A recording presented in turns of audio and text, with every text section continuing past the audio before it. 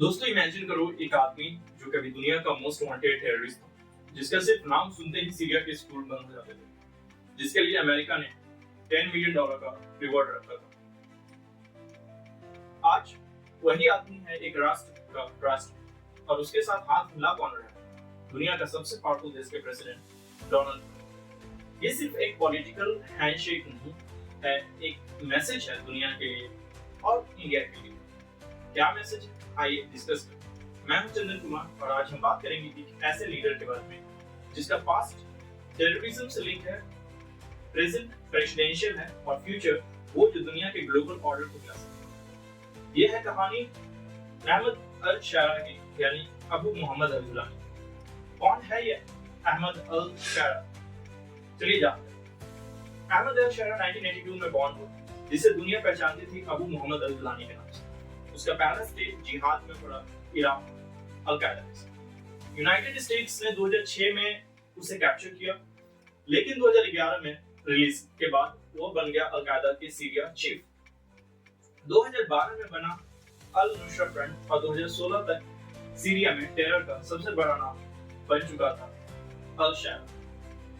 पर फिर एक ट्विस्ट आया। अल-कायदा से टाइज तोड़ लिया उसने और बोला मैं अब नेशनलिस्ट हूं। जी वाह, क्या बात। बियर्ड वही रहा, बट पहनावा चेंज हो गया। वेस्टर्न सूट्स में प्रेस कॉन्फ्रेंस करना, माइनॉरिटीज के प्रोटेक्शन का वादा करना, एक नए सीरिया का वादा करना। लेकिन दुनिया भूली नहीं कि वही आदमी है जिसने असद की सरकार गिराई, जिसके लोगों ने माइनॉरिटीज पे वायलेंस किया। और आपको सबसे ज्यादा महत्वपूर्ण बात ये कि फॉल ऑफ असद में अहमद अल शारा का सबसे बड़ा हाथ। दिसंबर 2024 में सीरिया के सबसे बड़े पॉलिटिकल अर्थक्वेक आता है, जिसमें HTS यानी कि हयात तहरीर अल शाम ने असद रेजिम को गिरा दिया। अहमद अल शारा बन गया डिफैक्टो रूलर और जनवरी 2025 में ऑफिशियली अहमद अल शारा बन गया प्रेसिडेंट ऑफ सीरिया। इदलिब जो कभी सीरिया का सबसे गरीब प्रोविंस था, अब फास्टेस्ट डेवलपिंग बन गया। इलेक्ट्रिसिटी हो, रोड्स हो, एजुकेशन हो, सब कुछ हयात तहरीर अल शाम के कंट्रोल में। बट डेमोक्रेसी वो कहाँ थी? जिसने भी अपोज किया उसे या जेल मिलते थे या मौत। तो डेमोक्रेसी का तो कोई नाम निशान नहीं। इससे भी बड़ा झटका तब लगता है जब 14 मई 2025 को डोनाल्ड ट्रंप रियाद अहमद अल शारा से मुलाकात। दोस्तों 14 मई 2025 में एक हिस्ट्री लिखी गई जब डोनाल्ड ट्रंप ने अहमद अल शारा से रियाद में हाथ मिलाया।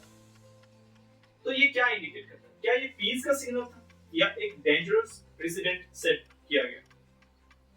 एक ऐसा प्रेसिडेंट जो कहता है अगर आप स्ट्रांग हो, चाहे आप टेररिज्म से लिंक्ड हो, अगर आप प्रेजेंट में पावर में हो, तो आपको ग्लोबल स्टेज पे रिकॉग्निशन मिल सकता है। इस हाथ मिलाने से सिर्फ सीरिया का मैप नहीं बदला, दुनिया का ग्लोबल एथिक्स भी शेक हो गया। अमेरिका ने उस आदमी के ऊपर से $10 मिलियन का रिवॉर्ड हटा लिया जिसे वो कभी टेररिस्ट घोषित कर चुका था। मैक्रोन ने एलिस पैरिस में वेलकम किया, MBS ने गला लगाया और दुनिया बस देखती रही। तो इंडिया के लिए एक वेकअप कॉल। अगर कल को कोई एक्सट्रीमिस्ट ग्रुप ये देखकर इंस्पायर हो जाए कि टेररिज्म के रास्ते से भी पावर मिल सकता है, तो क्या होगा? ये हैंडशेक सिर्फ एक इमेज नहीं, ये एक आइडियोलॉजी को लेजिटिमाइज करना है। जो आज सीरिया में हुआ, क्या कल किसी और साउथ एशिया देश में हो सकता है? और सोचिए, जब पूरा वेस्ट इस नए सीरिया को एक्सेप्ट कर रहा है, क्या हम रेडी हैं एक नए मिडिल ईस्ट के लिए जहां नए दुश्मन नए चेहरे में सामने आ रहे हैं? अहमद अल शारा कहता है Syria will not be used against Israel. वो कहता है माइनॉरिटीज को प्रोटेक्ट करेंगे, ईरान को इन्फ्लुएंस कम करेंगे। बट ग्राउंड पे क्या हो रहा है? लताकिया में अलावाई मसाकर, ब्रूस पर अटैक और डिसेंट को सप्रेशन, ये सब चल रहा है। और कॉन्स्टिट्यूशन, उसमें लिखा क्या है? Islamic laws will guide the country for the next 5 years। तो क्या ये पीस है?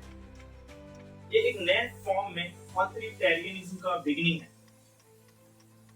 यूनाइटेड स्टेट्स ने सैंक्शन हटा दिए, सीरिया की करेंसी लायरा 27% ऊपर चली गई, अमेरिकन कंपनीज को ऑयल कॉन्ट्रैक्ट मिलने लगे, अरब नेशन पैसे देने लगे रिकंस्ट्रक्शन के लिए।